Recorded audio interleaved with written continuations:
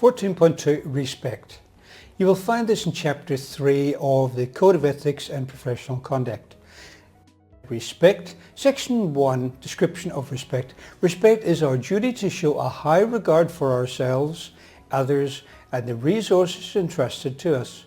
Resources entrusted to us may include people, money, reputation, the safety of others, and natural or environmental resources.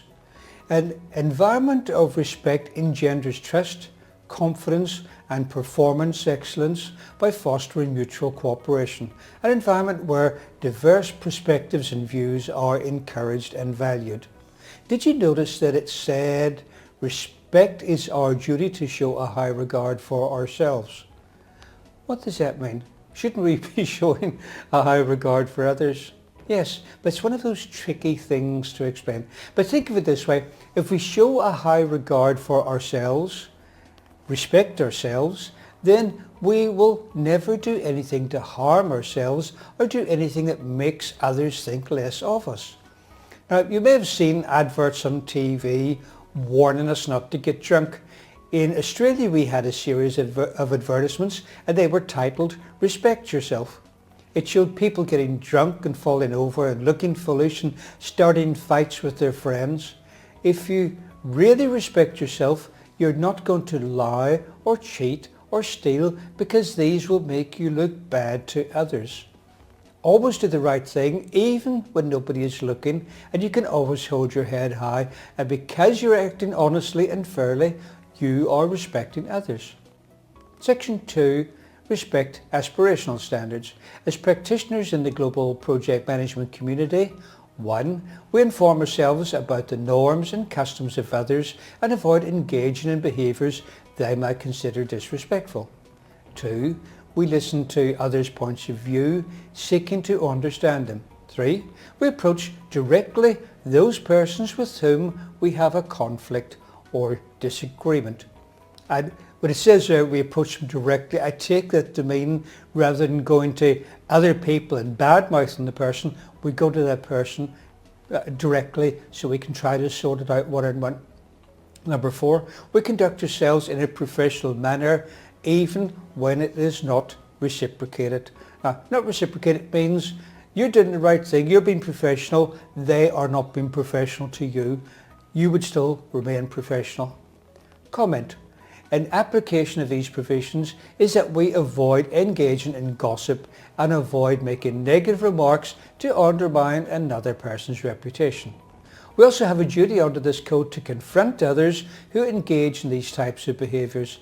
Most of this is obvious, but the last aspirational standard is a difficult one because it calls upon us to stand up for others who are being disrespected. And you will notice it said, we conduct ourselves in a professional manner even when it's not reciprocated. As I said, that means you act professionally even when they don't act professionally. However, I think it goes a bit further than that.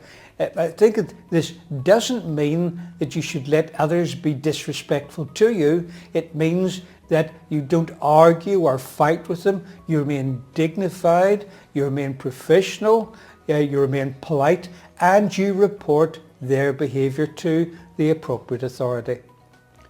Number 3, respect mandatory standards. So now these are the ones with the aspirational standards. As I mentioned earlier, it doesn't mean that they are in any way optional, that you can leave them out. You have to do your absolute best to attain the aspirational standards. If you fail at an aspirational standard, it doesn't mean you're unethical. It just means you've still got some work to do. However, if you fail a mandatory standard, you are being unethical. So number 3, respect mandatory standards. As practitioners in the global project management community, we require the following of ourselves and other practitioners. 1, we negotiate in good faith. Well, what does good faith mean?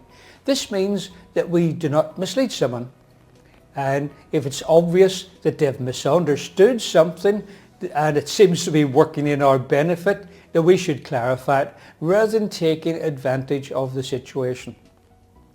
Number 2, we do not exercise the power of our expertise or position to influence the decision or actions of others in order to benefit personally at their expense.